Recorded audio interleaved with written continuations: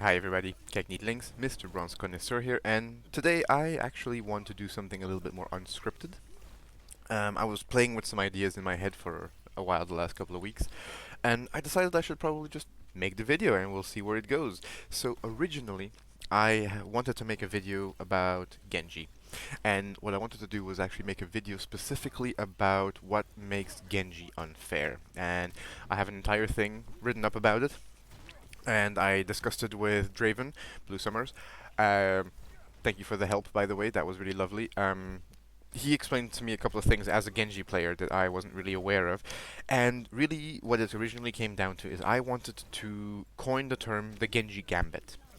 And the Genji Gambit, essentially, in my head, is a piece of game theory where we can highlight why playing against Genji feels inherently unfair.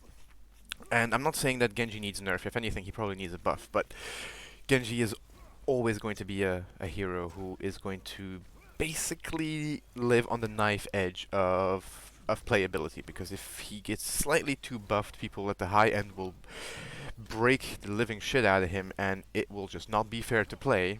But if you don't make him at least, a minimum level of usefulness, he is basically useless at the lower end. And while that isn't exactly a problem, he fulfills a very interesting niche, which I want to talk about today.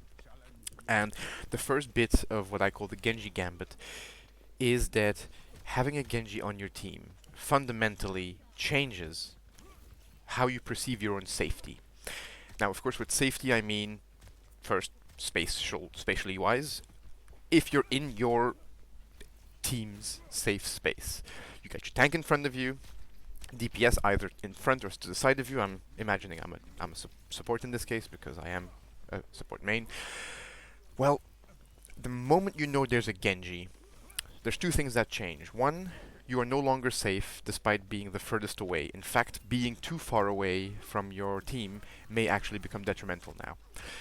And the second thing is that 50 HP becomes the new 0. What I mean by that, and I actually found out now that I'm actually wrong about this, but to set the premise, the reason why is that Genji's dash does 50 damage. If he gets a kill, which it is what he wants to do, he also gets it reset. Meaning that if one person is lower than 50 and another is lower than 100, but not necessarily lower than 50, they're both dead.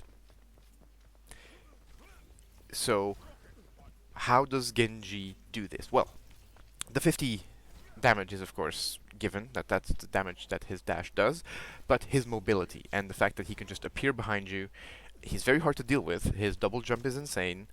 If a good Genji jumps over you, good luck trying to hit him. Unless you have some sort of melee ability that allows you to make up for the fact that he's jumping around you faster than you can turn, you're screwed. Then, after speaking with Draven about it and playing a bit of Doomfist, I, of course, had to make the adjustment in my head because, of course, the jump with Doomfist now no longer increases with distance like it did used to do when he was a DPS. So they've capped it at 50.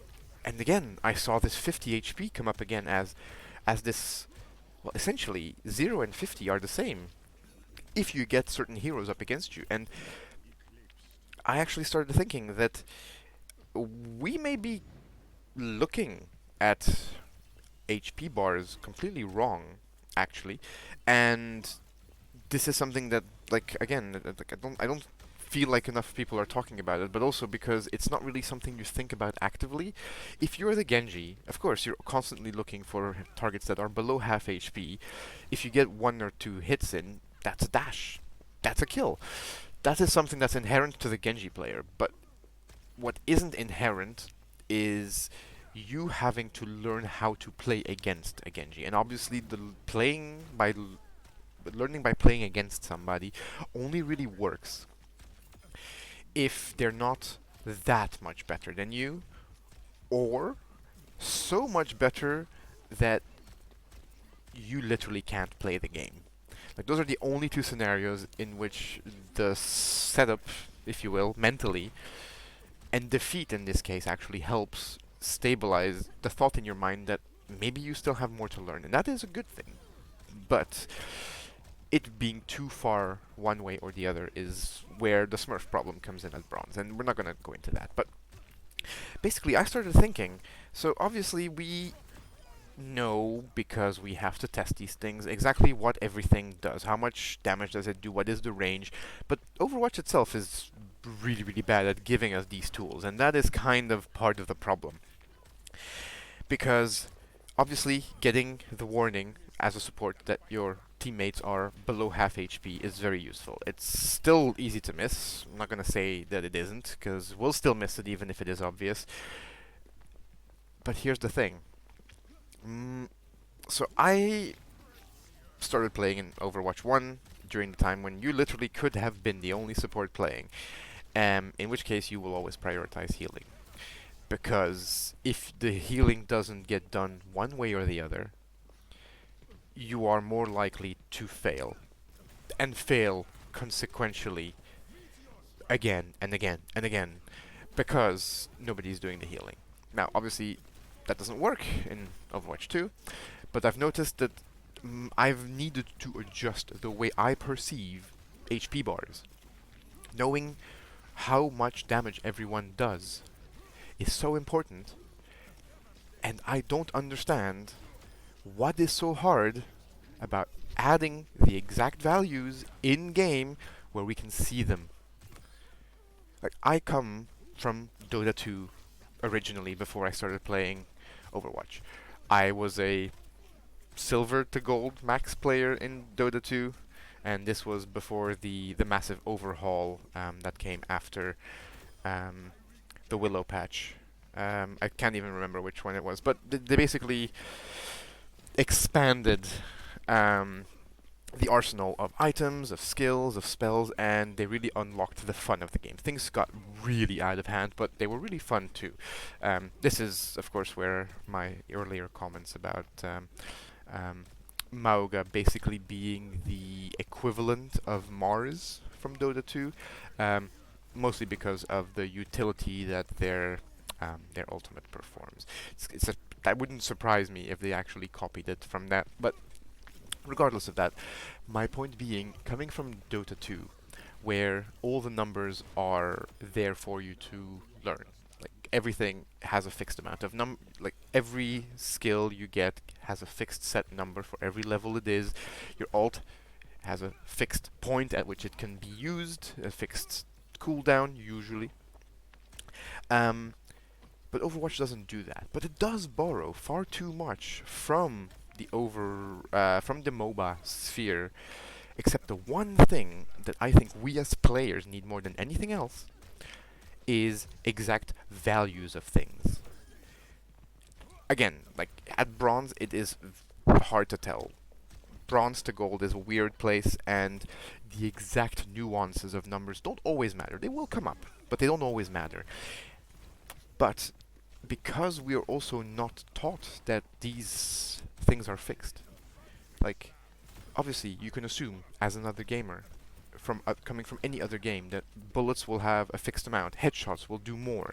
These are some things that are specific to being a gamer, but every game does it differently, and Overwatch doesn't, in my opinion anyway, do a good job at explaining exactly how it is different from a first-person shooter, how it is different from a strategy game, and how it is different from a battle arena game.